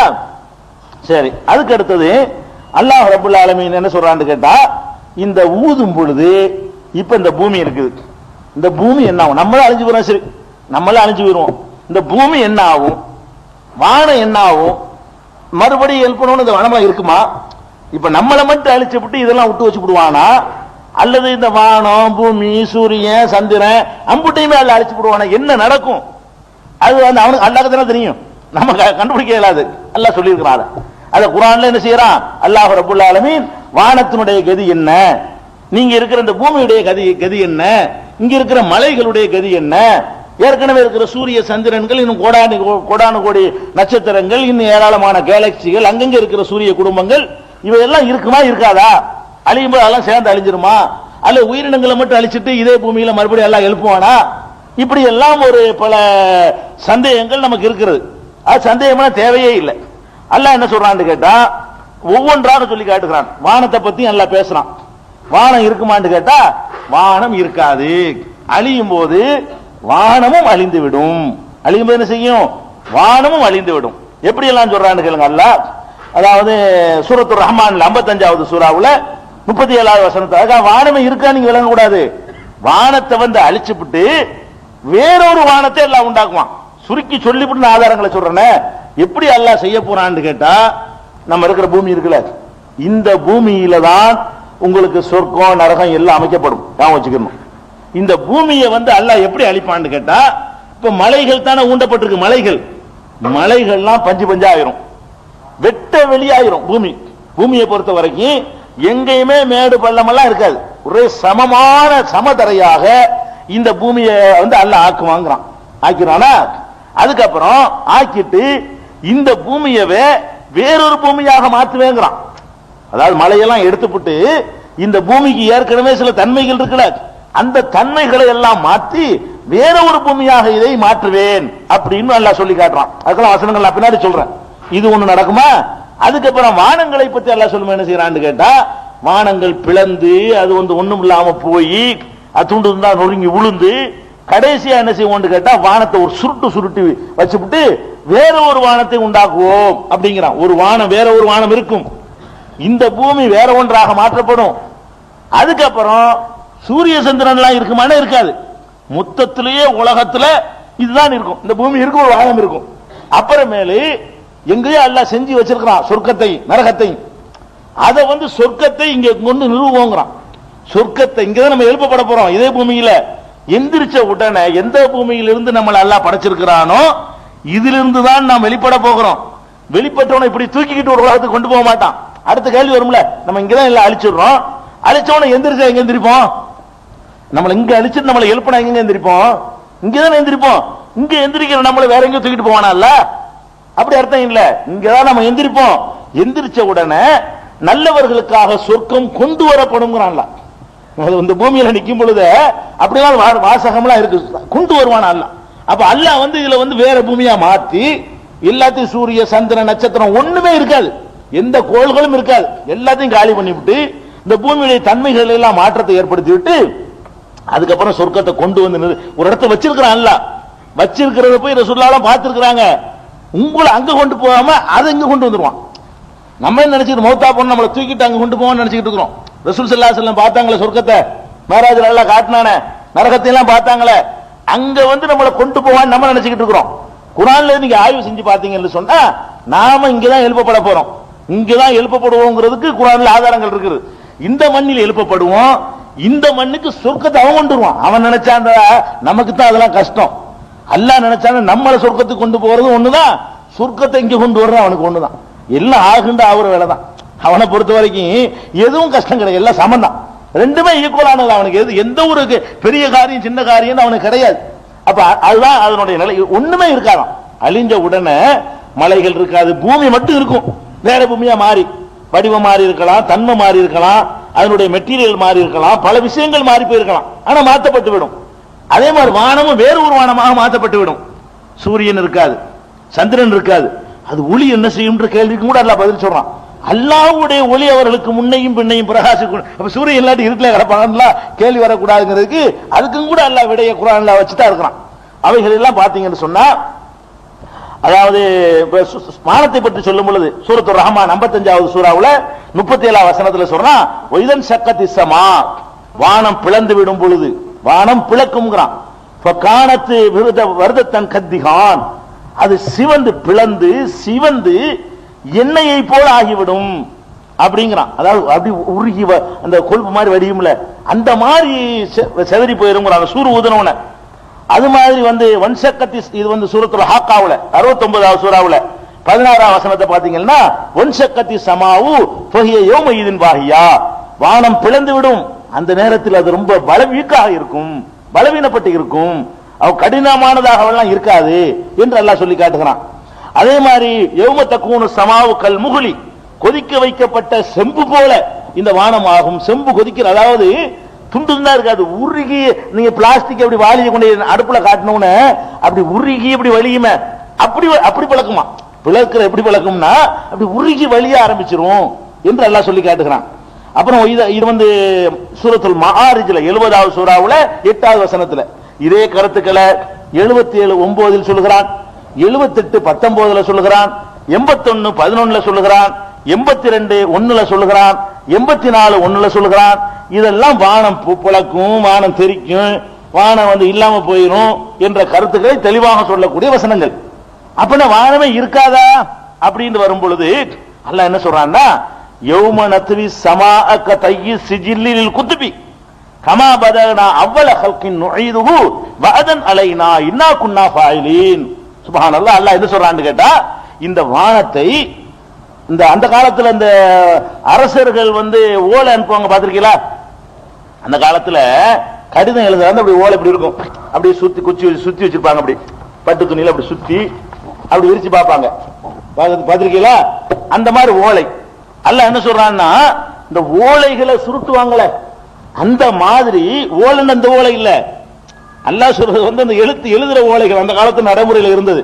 துணியிலேயே எழுதுவாங்க, துணியிலேயே தோல்லையோ எழுதி அழகா அப்படி சுத்துவாங்க. சுத்தி அதுக்கு ஒரு இரும்பு குழாயில உர போடுவாங்க, அதை சீல் வைப்பாங்க. இந்த ராஜா அந்த ராஜா அனுப்பி விடுவாரு. ஒரு ராஜாட்ட ஒரு ராஜா கடிதம் போறாருந்தா சும்மா கவர்ல வச்சு பேப்பர்ல கொடுத்து விட முடியாது. அந்த காலத்துல தோல்ல எழுதி அல்ல துணியில எழுதி அழகா சுத்தி அதுக்கு பட்டு குஞ்சமெல்லாம் கட்டி அதை ஒரு இரும்பு குழாயில போட்டு அப்பதான் கௌரவமா இருக்கும். அல்லாஹ் என்ன சொல்றான்னு கேட்டா, அந்த வானத்தை எழுதுவதற்கான அந்த ஏட்ட சுருட்டுவோமே அந்த மாதிரி வானத்தை சுருட்டிடுவோங்கிறான். அதை சொல்லிட்டு என்ன செய்யறான், கமா பதனா அவ்வள ஹல்கின் நுஈதுஹு, ஆரம்பத்தில் படைக்கும் போது எப்படி இருந்துச்சோ அப்படி கொண்டு போய் விடுவோம் அப்படிங்கிறான். அப்ப எப்படி இருந்துச்சு ஆரம்பத்தில் எப்படி இருந்துச்சு, இந்த உலகம் எப்படி இருந்துச்சு? விஞ்ஞானிகளுடைய கருத்து பிரகாரம் எப்படி இருந்துச்சுன்னு சொன்னா ஒரே ஒரு கோலமாக இருந்தது. எது? இந்த பூமி, இந்த சூரியன், இந்த சந்திரன், இந்த செவ்வாய், இந்த சுக்கிரன், இந்த வியாழன், இந்த வானம், இதுக்கு இன்னும் ஏராளமான கேலக்சிகள் எல்லாம் சேர்ந்து எப்படி இருந்துச்சா, ஒரு உருண்டையா இருந்துச்சான், நல்லா டைட் பண்ணி வச்சிருந்தாங்களாம், இறுக்கி வச்சிருந்துச்சான். அது ஒரு கட்டத்தில் வெடிச்சு, பெருவெடிப்பு கொள்கைன்னு பேரு, அது ஒரு கட்டத்தில் வெடிச்சு, அதுக்கு பிறகுதான் அது வெடிச்சு புகை மண்டலம் அங்கங்க நின்று, அது அப்புறம் என்ன செய்யுது, கொஞ்சம் கொஞ்சமா தூசிகள் ஒண்ணு சேர்ந்து வெடிச்ச உடனே என்ன செய்யுதுன்னா, அல்ல எப்படி வச்சிருக்கான், நல்லா இறுக்கி வச்சிருக்கான் டைட் பண்ணி. அது வெடிச்ச உடனே அதனுடைய கணம் குறைஞ்சு, அடர்த்தி குறைஞ்சு லூஸ் ஆயிடுச்சு. லூஸ் ஆனது இந்த பூமிலாம் தூள்களாக அங்கங்க போய் இந்த பக்கத்துல பரவி கிடந்த தூள்கள்லாம் தூசுகள்லாம் சேர்ந்து பூமி ஆகி போச்சு. இந்த அங்கனுக்குள்ள உள்ளதெல்லாம் சேர்ந்து சந்திரனா போச்சு, இங்க உள்ளதெல்லாம் சேர்ந்து வியாழனா போச்சு. அந்த தூசுகள் உருண்டு உருண்டு உருண்டு உருண்டு சேர்ந்துருச்சு. இது பல்லாயிரம் கோடி வருஷத்துல நடந்து முடிஞ்சிருக்கு. 500 கோடி வருஷம் சுமார். அவங்க விஞ்ஞானிகள் ஆய்வு பண்ணி சொல்றாங்க 500 கோடி வருஷத்துல இதெல்லாம் நடந்துருச்சுங்கிறாங்க. அப்ப ஆரம்பத்துல என்ன இல்ல, எல்லாம் ஒன்னதான் இருந்துச்சு, வான பூமிலாம் கிடையாது, எல்லாம் ஒன்னதான் இருந்திருக்குது. அப்ப இத குர்ஆன்ல வந்து அல்லாஹ் என்ன சொல்றான்னா, ஆரம்பத்துல இருந்துச்சே அந்த மாதிரி கொண்டு போயிருவோங்கிறான். இந்த விஞ்ஞானிகளுக்கு சவால் வர்ற மாதிரி எப்படி இருந்துச்சுங்கிறது இவங்க கண்டுபிடிச்சு சொல்றாங்களே, அதை சொல்றான். தெளிவாவும் என்ன சொல்றான், எப்படி சொல்றான், அதாவது இன்ன சமாவாத்தி உள்ள காணத்தா ரத்தக்கண், வானங்களும் பூமிகளும் ஒன்றாக சேர்ந்துதான் இருந்தன, பத்தக்கனாகுமா, நாம் தான் அதை பிரித்து எடுத்தோம் பிளந்து எடுத்தோம் எல்லாம் சொல்லி காட்டுறான். இவங்க சொன்ன அதே இந்த விஞ்ஞானிகள் 20ஆம் நூற்றாண்டு விஞ்ஞானிகள் சொல்ற அதே வார்த்தையவே இவங்க வந்து அனுமானிச்சு சொல்றது, படைச்சவனுக்கு தெரியாதா, ஏன் அப்படி பிரிச்சு எடுத்தா அவனுக்கு தெரியாதானே செய்யும், அப்படி ஆள படைச்சிருக்கிறான். அப்ப அந்த மாதிரி அல்லாஹ் என்ன செய்வானா, இந்த மாதிரி வானத்தெல்லாம் பிளக்க விட்டுட்டு பிளந்த பிறகு அப்படியே ஒரு சுருட்டு சுருட்டி, பிளக்கு இருந்தாலே நெருப்பு குழம்புலாம் வந்திருக்கும், சுருட்டி ஏற்கனவே ஒண்ணும் இல்லாம இருந்துச்சு பாருங்க, அந்த மாதிரி உருட்டி அமைச்சிருவோங்கிறான்ல, இருந்த நிலைமைக்கு கொண்டு போயிருவோம். இது எங்க இருக்குன்னு கேட்டா 21வது அத்தியாயத்துல 104 இருக்குது. இது சொல்லிவிட்டு வாத நலைனா, இது நம்முடைய வாக்கு, நம்முடைய எச்சரிக்கை, இன்னா குன்னா ஃபாயிலீன், நாம் செய்து முடிப்போம் இதை அப்படின்னு வேற சொல்லிக்கிறான். அதே மாதிரி அல்லாஹ் சொல்றான், யௌமத்து பத்தலுல் அர்லு கைருல் அர்த், இந்த பூமி வேறு பூமியாக மாற்றப்படும், இந்த பூமி வேறு பூமியாக மாற்றப்படும், வஸ்ஸமாவாத்து, வானங்களும் வேறு வானமாக மாற்றப்படும், இந்த பூமி வேறு பூமியாக மாற்றப்படும். அதாவது இந்த பூமி தான் வேறு பூமியா மாற்றப்படுங்கிறான். இந்த பூமியை அழிச்சிட்டு வேற ஒண்ணு கொண்டு வரும்னு சொல்லல, இது வேறு ஒன்றாக மாற்றப்படும், இதனுடைய தன்மைகளை மாற்றுவான்ல. அதே மாதிரி வானங்களும் மாற்றப்படும் என்பதை 14வது சூறாவுல சூரத்து இப்ராஹிம்ல 48வது வசனத்துல அல்லாஹ் சொல்லி காட்டுறான். அதுக்கப்புறம் இந்த இன்ஷிகாக், அதாவது 84வது சூரா, அதுல அல்லாஹ் சொல்லி காட்டுறான், இதஸ்ஸமா உன் ஷக்கத், வானம் பிளந்து விடும் பொழுது, இதழ் அருள் முத்தத், பூமி நீட்டப்படும் பொழுது, பூமி வந்து சைஸ் பெருசாக்குவாங்க பாருங்க. நீங்க நினைக்கலாம் இப்ப 600 கோடி பேர் தாங்க மாட்டேங்குது, இன்னமும் ஆதம் அலைஹிஸ்ஸலாம் காலத்துல அம்பிட்டு பண்ணி ஒவ்வொருத்தனுக்கும் அரண்மனை அல்லாஹ் கொடுக்க போறான். வழங்குதா, இந்த மாதிரி குடிசை எல்லாம் கொடுக்க போறது இல்ல, ஒவ்வொருத்தனுக்கும் கொடுக்குற அரண்மனை மெட்ராஸ் அளவுக்கு இருக்கு. அவங்களுக்கு இடம் இருக்குமா, மெட்ராஸ்ல சொர்க்கத்தை கொடுத்தா இருக்குமா, அப்படின்லாம் நமக்கு வந்துச்சுன்னு சொன்னா, அவன் தானங்க இந்த பூமியை வந்து டைட் பண்ணி பிரிச்சு வச்சிருக்கிறான். பூமியை நீட்டுவானா அல்ல, இதழ் அருள் முத்தத், இந்த பூமியை சைஸ பெருசாக்கிடுவான், பல்லாயிரம் மடங்கு பெருசாக்கி விட்டுருவான். இருக்கிற சைஸை விட இதே பூமி தான் சைஸ பெருசாக்கி விட்டுருவான். அவன் ஆட்டம் பாம்பு போடுறான் இல்லங்க, அவ்வளவு பவரையும் சேர்த்து டைட் பண்ணி இப்படி ஒரு உருண்டைக்குள்ள வச்சிருக்கிறான்ல, விட்டோன்னு விரிஞ்சு போயிடுதுல, அது மாதிரி தான் அல்லாஹ் ரப்புல் ஆலமீன் வந்து அது மாதிரி விரிச்சு தள்ளிட்டு போயிடுவான். அப்ப இந்த பூமி வந்து விரிக்கப்படும் என்பதை சூரத்துல் இன்ஷிகாக்ல அல்லாஹ் வந்து, அதாவது 84வது சூறாவுல 3வது வசனத்துல சொல்லி காட்டுகிறான். அதே மாதிரி இந்த பூமியில அந்த இது ஒரு வானத்தினுடைய நிலைமை. பூமியை பத்தி மேல அல்லாஹ் சொல்லும்போது சொல்றான், சூரத்து ஜல்சலா, அதாவது இதா சுல்சிலத் என்ற சூறாவுல, அதாவது 99வது சூறாவுல சொல்லுகிறான், இதா சுல்சிலத்தில் அர்து ஜில்சாலஹா, இந்த பூமி கட்டுமையாக குலுக்கப்படும். அந்த ஊதனவுன்னு ஆட்டம் இருக்க குலுக்கி போட்டுருமா. அகரஜத்தில் அர்து அஸ்காலஹா, இந்த பூமி தன்னுடைய சுமைகளை எல்லாம் வெளியேற்றி விடும். பூமிக்கு உள்ள எத்தனையோ விஷயங்கள் புதைஞ்சு கிடக்குது, கனமான விஷயங்கள் எல்லாம் புதைஞ்சு கிடக்குது, அந்த கனமான பொருள்களை எல்லாம் வெளியே தள்ளிவிடும் என்று எல்லாம் சொல்லி காட்டுகிறான். கனத்த பொருள்கள் என்ன செய்யும், வீசி எரிஞ்சிரும் அப்படின்னு சொல்லி காட்டுறான். இது நடக்கும். அதே மாதிரி இது 99ல 89வது சூறாவுல 21, 22, 23 எல்லாம் சொல்றான், பூமி என்ன கதி ஆகுண்டு, கல்லா இதா துக்கத்தில் இருந்து தக்கன் தக்கா, இந்த பூமி நல்ல, அதாவது பொட்டி பொட்டியாக ஆக்கப்படும். இந்த மலைகள் எல்லாம் இருக்க நல்லா அணைச்சு இட்டிச்சு தருவோம்ல, இட்டிச்சு மாவாக்கும்லங்க, அந்த மாதிரி இந்த பூமி என்ன செய்யப்படுமா, தக்கன் தக்கா பொட்டி பொட்டியாக ஆக்கப்படும் அப்படி நல்ல நல்ல பெரிய பெரிய சாமான் ஒண்ணுமே இருக்காது. சமதரை ஆக்குறதுக்காக வேண்டி எல்லாம் ஒரு ஊதுறது நடக்குது தான். இதுக்காக வேண்டி வச்சு இடிச்சுக்கிட்டு இருக்க மாட்டான்ல. ஒரு ஊதுதல் அப்படி வேலையை நடந்துகிட்டு இருக்கு. ஊதுறது அவ்வளவு நடக்கும். ஒரே நேரத்தில் உழுவுறான், ஒரே நேரத்தில் அது உழிஞ்சு உழுது, ஒரே நேரத்தில் சுருட்டான், ஒரே நேரத்தில் தந்தரை ஆகிறது, சமதரை ஆகிறது, எல்லாம் ஒரு நேரத்தில் நடக்கும். நடந்த ஒண்ணுங்க பாருங்க, பூமி பொடிப்பொடி ஆக்கப்படுமா? அடுத்து சொல்றான், உமது இறைவன் வருவான். இங்கதான் வரப்போறான். அப்படிதான் குர்ஆன் சொல்லுது. அல்லாஹ் எப்படி வருவான்னு கூட அல்லாஹ் வருவான்னு குர்ஆன் சொல்லுது. நம்ம அப்படி நம்ப வேண்டியதான். ரப்புக, உமது இறைவன் வருவான். பூமி பொடி பொடியாக ஆக்கப்படும், உமது இறைவன் வருவான். ஒல் மலக்கு சஃபன் சஃபா, வானவர்கள் அணி அணியாக வகுத்து நிற்க இறைவன் வருவான். எல்லாத்தையும் எந்திரிக்க வச்சுட்டு எழுப்பி விட்டவன பொடி பொடி ஆக்கி எல்லாத்தையும் எந்திரிக்க வச்சிருவான். எல்லாம் எதிர்பார்த்து நிற்கும் போது அப்பதான் அல்லாஹ் வருவான். அல்லாஹ் யாருன்னு பார்க்காம இருக்கிறோமே, அப்பதான் எல்லாம் பார்க்க போறோம். அல்லாஹ் வருவான். அவனுக்கே உரிய அந்த கெட்டப்போட, அவனுக்கே உரிய அந்த ஆற்றலோட, அந்த வல்லமையோட நம்ம இறைவன் ஒண்ணுமில்லாத மாதிரி விளக்கிட்டு இருக்கிறோம். வருவான். அவனுக்கே உரிய ஒரு அந்த தோற்றத்துல, அவனுக்கே உரிய அந்த அந்த கம்பீரத்தோட மாணவர்கள் புடை சூழ அணிவகுக்க உம்முடைய இறைவன் வர விசாரிக்க. அப்பதான் வரப்போறான். அப்பதான் எல்லாம் நிற்கும், எல்லாம் முழிச்சுக்கிட்டு நிற்போம். அப்ப இது எங்க நடக்கும்னு விளங்குது மகஷரு. பூமியை பொடி பொடியாக்கும், இறைவன் வருவான். எங்க வருவான்? அங்கதான் வருவான். அங்கதான் இறைவன் அரசுல தான் இருக்கிறான். அவன் இங்க வந்துருவான், அரசோட சேர்ந்து இங்க வந்து சேர்ந்துருவான். இது எல்லாத்தையும் அழிச்சு போடுவாங்க. இது ஒண்ணுதான் இருக்கும். குர்ஆன் அப்படித்தான் சொல்லுது. அதுக்கப்புறம் அன்றைய தினத்தில் தான் நரகத்தை கொண்டு வரப்படும். நரகம் இங்க கொண்டு வரப்படும் பாருங்க. நரகம் இருக்குது ஏற்கனவே, ஆனால் அது இருக்கிற இடத்துக்கு நம்ம போக போறது இல்ல. நரகம் கொண்டு வரப்படும். இறைவனும் வருவான், நரகமும் கொண்டு வரப்படும். இதே பூமியில எல்லாம் நடக்க போகுது. இதுக்குள்ளதான் அம்புட்டு நடக்க போகுது. ஜஹன்னத்தை அந்த நாளில் தான் கொண்டு வரப்படும். யௌமையிதின் யததக்கருல் இன்சான், அன்னைக்கு தான் மனிதன் தன்னுணர்வு பெறுவான். அப்பதான் அல்லாஹ் இருக்கான்னு ஒத்துக்குவான். அது பயன் தராது. பார்த்துட்டு ஒத்துக்கல என்ன இருக்குது, அதுக்கு முந்தி வழங்க மாட்டேங்கிறான். அப்ப இது எங்க இருக்குன்னு நல்லா தெரிஞ்சு போச்சா. அதுக்கப்புறம் அல்லாஹ் இன்னொரு இது எங்க இருக்குன்னு கேட்டா 89வது சூராவுல சொல்லிட்டேன்னா. அதுக்கப்புறம் ஒஹமிலத்தில் அருள் ஒல் ஜிபால் துக்கத்தா தக்கத்தம் வாஹிதா, இந்த பூமியையும் மலைகளையும் அப்படியே தூக்கி சுமந்து அதை ஒரு தூள் தூளாக பொடி பொடியாக ஆக்கப்படும். இப்படி எல்லாம் அல்லாஹ் சொல்லி காட்டுகிறான். இதெல்லாம் பூமியை பத்தி உள்ள நிலைமை, பூமிக்கு நரகம் கொண்டு வருங்கிறத பத்தி உள்ள செய்திகள்லாம் இருக்கிறது. அதே மாதிரி மலைகளை பத்தி எல்லாம் சொல்லும் பொழுது இன்னும் பாருங்க, மலைகளை பத்தி சொல்லும் பொழுது ஜிபால், இந்த மலைகள்லாம் அப்படி பயங்கரமா ஆணி வச்சு இருக்கிற மாதிரி இருக்குது. அதையெல்லாம் அப்படி பறக்க செய்து விடுவோம். சூரத்துல் கஹ்ஃப்ல 18வது சூராவுல 47வது வசனம், சூரத்துல் தாஹாவுல 20வது சூராவுல 108வது வசனத்துல சொல்றான், யஸ்அலுனக அனில் ஜிபால், மலைகளை பற்றி உம்மிடத்தில் கேட்கிறார்கள். மலைகளை பற்றி கேட்கிறார்கள், மலையை பற்றி சொல்லுண்டு.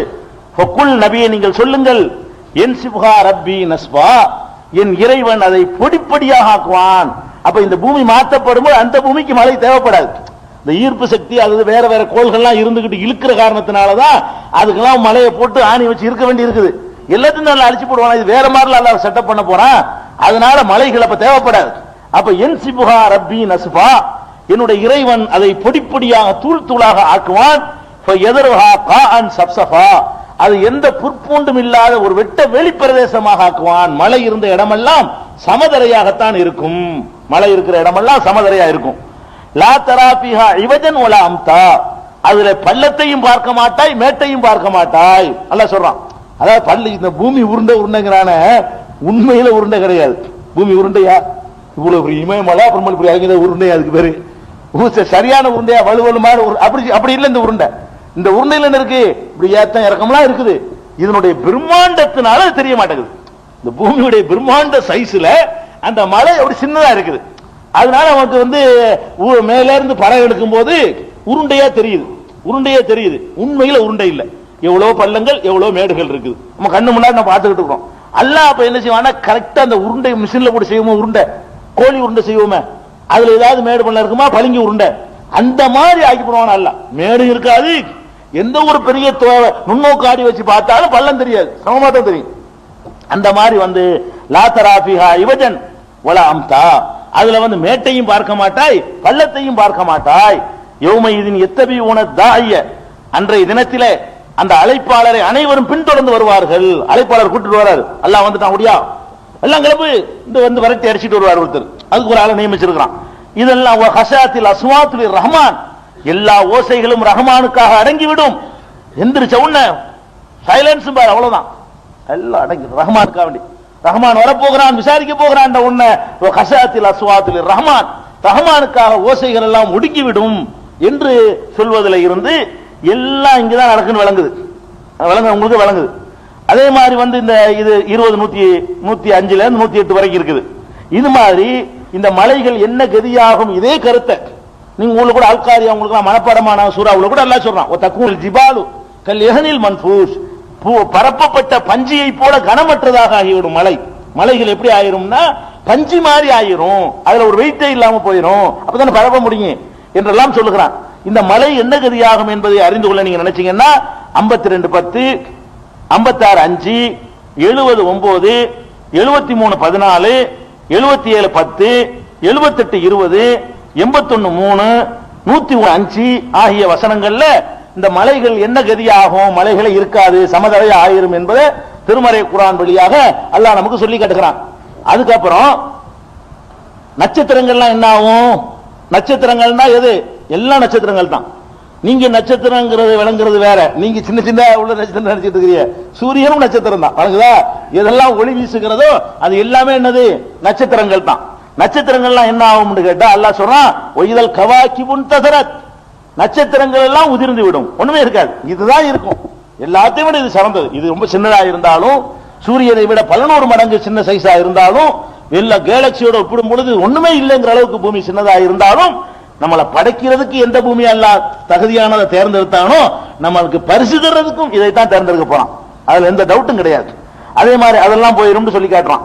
இது போக இந்த மொத்தமாவே அந்த ஒரு சூறா அப்படி படிச்சு பாத்தீங்கன்னா அந்த உலகம் அழிகிறது பற்றி சொல்லுவோம். சுப்ஹானல்லாஹ், ரொம்ப அற்புதமான இலக்கிய நடையில சூரத்து தக்வீர் சூரா, இத ஷம்சு குவ்விரத், அடிக்கடி படிக்கலாம். அந்த ஒரு சூறா அப்படியே இதயத்தை அப்படி பிழிகிற மாதிரி இருக்கும்.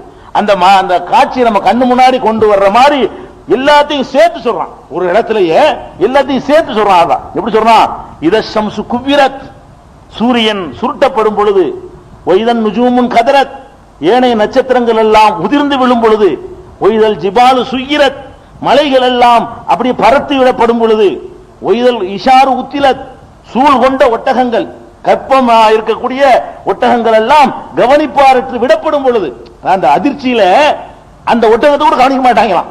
அது சொல்லி காட்டுறான். அதாவது ஒட்டகத்தை பூர்வ அரபியர்கள் நல்லா கவனிப்பாங்க. சூழ் கொண்ட ஒட்டகம் வைங்க, குட்டி போடக்கூடிய நிலையில் இருக்கிறது, அதை இன்னும் கவனிப்பாங்க. இந்த மாதிரி இந்த அதிர்ச்சியில் அதெல்லாம் விட்டுட்டு போயிருவாங்களாம், கவனிப்பாரற்று கிடக்கப்படுமா. ஒய்தல் இஷாரு உத்திலத், சூழ் கொண்ட ஒட்டகங்கள் எல்லாம், அவங்களுக்கு ஒட்டகம் தான் பெரிய செல்வம், அதுக்காக சொல்லி காட்டுறான். அது கவனிப்பாரற்று விடப்படும் பொழுது, ஒய்தல் உஹூஷு ஹுஷரத், காட்டு விலங்குகள் எல்லாம் ஒரு இடத்தில் ஒன்று திரட்டப்படும் பொழுது சத்தத்தை கேட்டவனும் எல்லாம் ஓடி போயிடும், ஒரு இடத்துல ஒன்னா சேர்ந்துரும். ஒய்தல் பிஹாரு சுஜ்ரத், கடலிலே தீ மூட்டப்படும் பொழுது, கடல்லாம் பத்தி எரியும். என்ன சம தரையாவில் ஆக்குறேங்கிறான், அப்ப தண்ணி இல்லாம ஆக்கணும்ல, வேற யாரும் ஓட வைக்கணும்ல. இந்த பூமியில கடல் எல்லாம் பத்தி எரிஞ்சிடும், அது சமதரையா, மழையும் இருக்காது கடலும் இருக்காது, அது வேற தண்ணி. தஜரீமின் தகத்தியில் அன்காருங்க, சொர்க்கத்தை பேசும்போது வரும். அது எப்படிப்பட்ட எந்த மாதிரியான தண்ணீரை அல்லாஹ் இங்க உருவாக்குவான்னு சொல்லி அது பற்றி எரியும் பொழுது, ஒய்தன் நுஃபூசு சுவிஜத், உயிரினங்கள் எல்லாம் ஒன்று சேர்க்கப்படும் பொழுது, ஒய்தல் மௌஊதத்து சுயிலத், உயிருடன் புதைக்கப்பட்ட குழந்தைகள் விசாரிக்கப்படும் பொழுது, அடுத்தடுத்து ஸ்டெப்பா போறான், ஃபாஸ்டா போயிட்டு இருக்கான். இதுல என்ன சொல்றான்னு கேட்டா பல காரியங்களை சொல்றான். அடுத்தடுத்த விசாரணைக்கு ஓடி போயிட்டான். இப்படி எல்லாம் போயிட்டு ஒய்தல் மௌஊதத்து சுயிலத், உயிரோடு புதைக்கப்பட்ட பெண் குழந்தைகள் விசாரிக்கப்படுவார்கள். விசாரிக்கப்படும் பொழுது ஐதம்பின் குத்திலத், எந்த காரணத்திற்காக இது கொல்லப்பட்டது என்று விசாரிக்கப்படும் பொழுது, ஒய்த சுஹுஃபு நுஷிரத், ஒவ்வொருவனுக்கும் கொடுக்கப்பட ஏடுகள் விரிக்கப்படும் பொழுது, அப்புறம் விசாரிக்கப்படும். கையில புத்தகம் தருவான், விசாரிச்சு பார்ப்போம். எல்லாம் வேக வேகமா ரொம்ப விரைவா சொல்லிட்டு இருக்கிறான். ஒய்த சுஹுஃபு நுஷிரத், அந்த ஏடுகள் எல்லாம் விரிக்கப்படும் பொழுது, ஒய்த சமாவு குஷிதத், வானம் இடிந்து விழும் பொழுது, ஒய்தல் ஜஹீமு சுஇரத், நரகத்திற்கு மேலும் தீ மூட்டப்படும் பொழுது, கொண்டாந்து வச்சு தீ அதிகமா மூட்ட ஆரம்பிச்சிருவான். ஒய்தல் ஜன்னத்து உஸ்லிபத், சொர்க்கத்தை அருகே கொண்டு வரப்படும் பொழுது, இப்ப சொர்க்கத்தை கொண்டு வரது இங்க சொல்லிடுறான். அங்க நரகத்தை கொண்டு வரதை பற்றி சொன்னா, இறைவன் வருவான், நரகம் கொண்டு வரப்படும். இங்க என்ன சொல்றான்னா, ஒய்தல் ஜன்னத்து உஸ்லிபத், எங்கே இருக்கிற சொர்க்கம் கிட்டே கொண்டு வரப்படும் பொழுது, இங்கதான் கொண்டு வரப்போம். ஒய்தல் ஜன்னத்து உஸ்லிபத், சொர்க்கம் கிட்ட வரப்படும் பொழுது, நரகத்துக்கு தீய மூட்டும் பொழுது, கையில ஏட்ட வாங்கும் பொழுது, அலிமத்து நப்சும் மா அஹ்லரத், தான் செய்தது என்ன என்பதை ஒவ்வொருவரும் அறிந்து கொள்வான். ரிசல்ட் மார்க் பாத்துக்கிறோம். இதெல்லாம் நடக்கும் பொழுது அலிமத்து நப்சுன், ஒவ்வொரு ஆத்மாவும் அறிந்து கொள்ளும், மா அஹ்லரத், தான் என்ன கொண்டு வந்திருக்கிறோம் என்பது பேப்பரை பார்த்து பாசா பயிலான்னு தெரிஞ்சுக்கிடுவான் அப்படின்னு சொல்லி அல்லாஹ் எச்சரிக்கிற மாதிரி சொல்றான். இரசம்சு குபீரத்துங்கிற 81வது சூறாவுல 1ல இருந்து 14 வரைக்கும். அதே மாதிரி சூரத்துல் இன்ஃபித்தார் 82வது சூறாவுல 5 வரைக்கும் நீங்கள் எடுத்து படிச்சீங்கன்னா இந்த காட்சியை தான் நம்ம கண்ணு முன்னாடி கொண்டு வந்து நிப்பாட்டி காட்டுகிறான் அல்லாஹ்.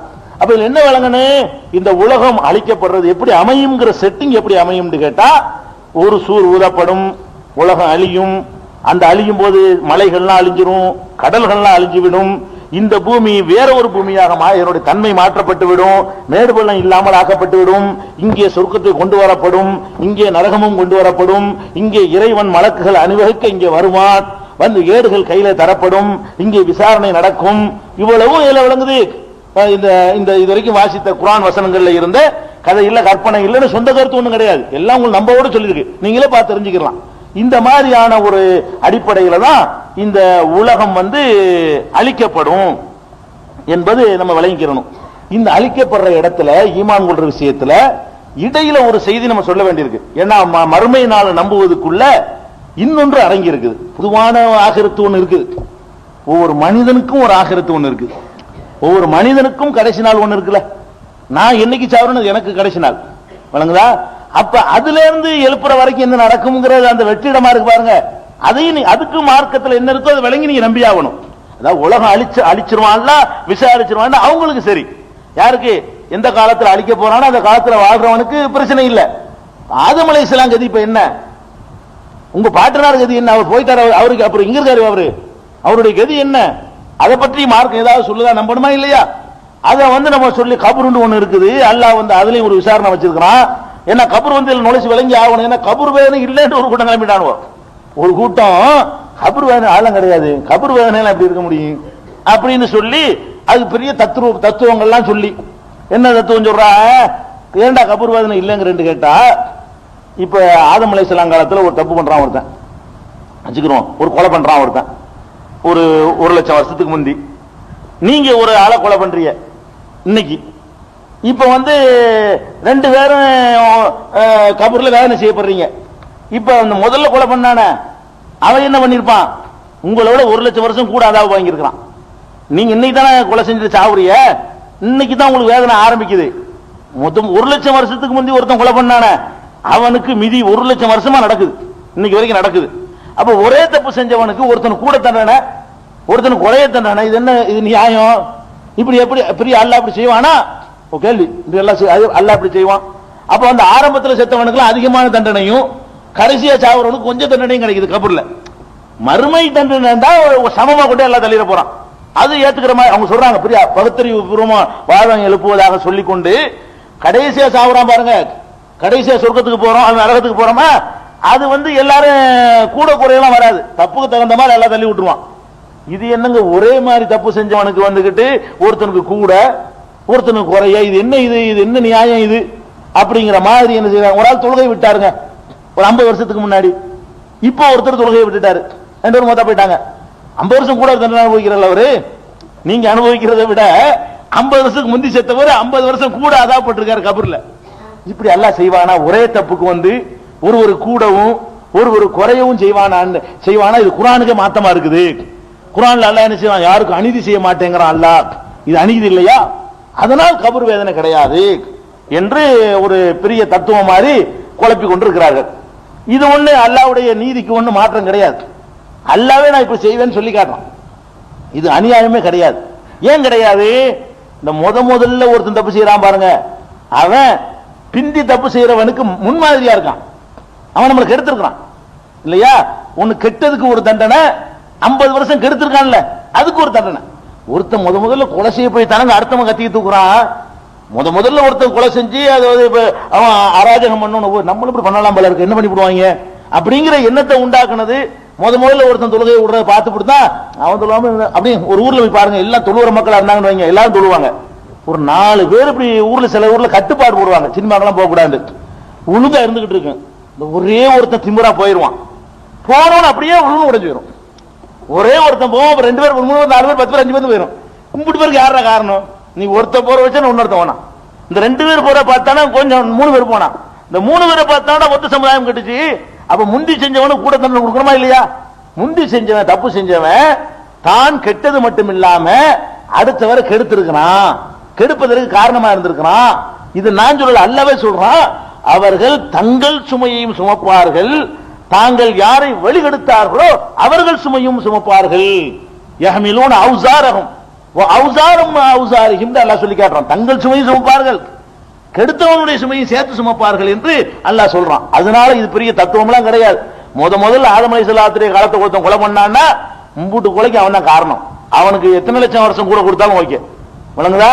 இன்னைக்கு நான் ஒரு கொலை செஞ்சுட்டேன்னா எனக்கு பிந்தி வர்றவனுக்கு நான் வழிகாட்டி ஆயிடுறேன். நான் இன்னைக்கு ஒரு கொலை செஞ்சுட்டேன்னா இவனே கொலை செஞ்சு நம்மளும் செஞ்சா என்ன என்ற எண்ணத்தை நான் விதைக்கிறேன். அப்ப அந்த மாதிரி கெடுக்கிற குற்றத்தையும் சேர்த்து சுமக்கிறார்கள் என்ற அடிப்படையில் கபரை நீங்க நம்பணும். இன்னொன்னு என்னன்னு கேட்டா, கபரை பத்தி குர்ஆன்ல இருக்குதா? இந்த கபர் வேதனை இல்லைங்கிற கூட்டம் கபரை பத்தி குர்ஆன்ல இருக்குதா? குர்ஆன்ல கிடையாது. அதனால ஹதீஸ்ல தான் இருக்குது. ஹதீஸ்ல தான் ஏத்துக்க முடியாது, குர்ஆன்ல தான் ஏத்துக்கிறோம் என்று சொல்லக்கூடிய காட்சியெல்லாம் நீங்க பாக்குறீங்க. ஆனால் திருமறை குர்ஆனை நீங்க பாத்தீங்கன்னு சொன்னா கபரை பத்தியும் குர்ஆன்ல இருக்குது. கபரை பத்தி என்ன, கபருங்கிற வார்த்தை இல்லையே தவிர கபரை பத்தின விஷயங்கள் எதுல இருக்கு? குர்ஆன்ல இருக்குது. எப்படி இருக்குது? சூரத்து காஃபிர் 40வது சூரா 46வது வசனம். அதுல அல்லாஹ் சொல்லி காட்டுகிறான், அன்னாரு யூரலூன அலைஹா உதுவும் அஷியா, காலையிலும் மாலையிலும் நரகத்திற்கு அவர்கள் நரகத்திலே காட்டப்பட்டுக் கொண்டிருக்கிறார்கள், நரக நெருப்பிலே வாட்டப்பட்டுக் கொண்டிருக்கிறார்கள்.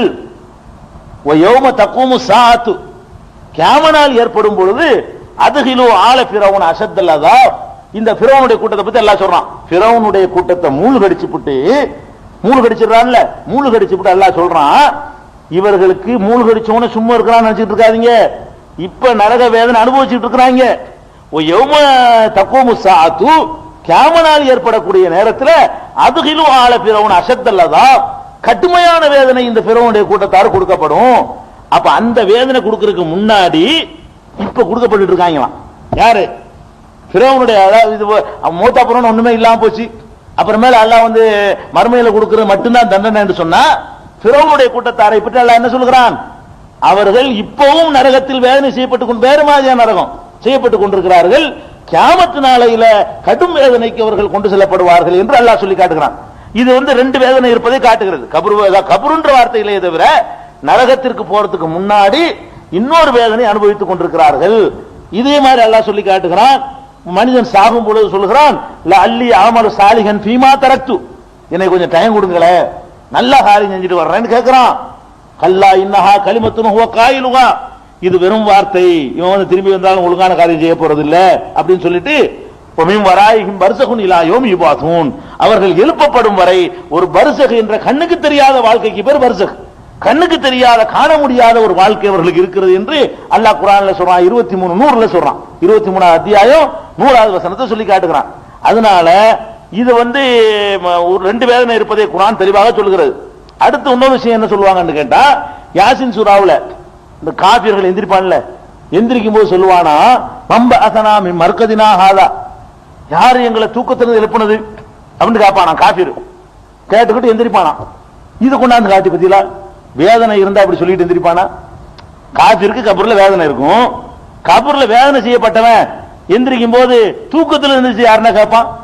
வேதனையிலிருந்து எங்களை எழுப்பினவன் யாருன்னு கேட்கணும். அவன் வேதனை செய்யப்பட்டு இருந்தானே, ஆனால் இந்த வார்த்தை சொல்ல முடியாது, அதனால வேதனை கிடையாது என்று அந்த யாசின் சூரா வச்சுக்கிட்டு என்ன செய்வாங்க? பாதிடுவார்கள். காபிர்கள் இருக்கிறான, அவன் எழுப்புன உடனே பேசுறதெல்லாம் பொய்யா தான் பேசுவான், இது மட்டும் பேசுறது இல்ல. அவன் என்ன செய்வான்? எந்திரிச்ச உடனே நம்ம ஒரு 10 நாள் உலகத்தில் வாழ்ந்திருப்போமா அப்படிமாங்களா? எந்திரிச்சுக்கிட்டு பல வருஷ கணக்கான 65 வருஷம் வாழ்ந்திருப்பான். இல்ல பிஸ்தும் இல்ல அஷரா, 10 நாள் தான் வாழ்ந்திருப்பீங்க, 10 நாளைக்கு மேல இருக்காது. இன்னொருத்தர் சொல்லுவாரு, விவரமா உள்ளவர் அவரு, இது கூட அம்சலகம் விவரமா உள்ளவர் சொல்லுவாரு, இல்ல ஒரு நாள் தான் வாழ்ந்திருக்கிறீங்க, 10 நாளா இருக்காது, இப்ப ஒரு நாள் தான் காலையில் தான் படுத்த மாதிரி தெரியுது. யார் சொல்லுவா? அப்ப அது நெசமாப்ப காபீர் சொல்லுவான்னு அல்லாஹ் சொல்லி காட்டுறான். கபூர்ல வேதனை இல்லைன்னு அல்லாஹ் சொல்லல, எந்திரிக்கிற காபீர் சொல்லுவானா, என்னடா இது யாரா தூக்கத்தை அப்படிதான் தெரியும். ஒரு உலகத்துல இருந்து இன்னொரு உலகத்துக்கு மாறும் பொழுதுங்க அந்த உலகத்துல நடந்தது தெரியாது. நம்ம கிட்ட அல்லாஹ் உடன்படிக்கை எடுத்தான்ல, என்ன உடன்படிக்கை எடுத்தான்? நான் உங்கள் இறைவன் இல்லையான்னு கேட்டான்ல, நம்ம எல்லாம் ஆமான்னு சொன்னோம்ல, அப்படி நல்லா சொல்றானே, யாருக்கா ஞாபகம் இருக்குதா? அல்லாஹ் கேட்டது நீங்க பதில் சொன்னது ஞாபகம் இருக்குதா? ஏன் ஞாபகம் இல்லைன்னு அர்த்தமா? அப்ப அந்த உலகத்துல இருந்து இந்த உலகத்துக்கு வந்தோன்னு தெரியாம போச்சு. இந்த உலகத்துல அந்த உலகத்துக்கு போனா அங்க நடந்த எதுவும் அவனுக்கு தெரியாது, இல்லைன்றுவான், நடக்கவே இல்லைன்றுவான். அந்த மாதிரியான ஒரு காபிருடைய புலம்பலை ஆதாரமாக வைத்துக் கொண்டு புலம்பலால் எடுத்து சொல்றான். அது குர்ஆன்ல அல்லாஹ்வுடைய சொல்லாக வரல. காபீர் அப்படி புலம்புவான், யாரா தூக்கத்துல எழுப்பணும்னு கேட்பான், பதறிக்கிட்டு இருக்கிறவன் என்ன நடந்துச்சு தெரியாது, அதிர்ச்சியில் இருக்கிறவன்.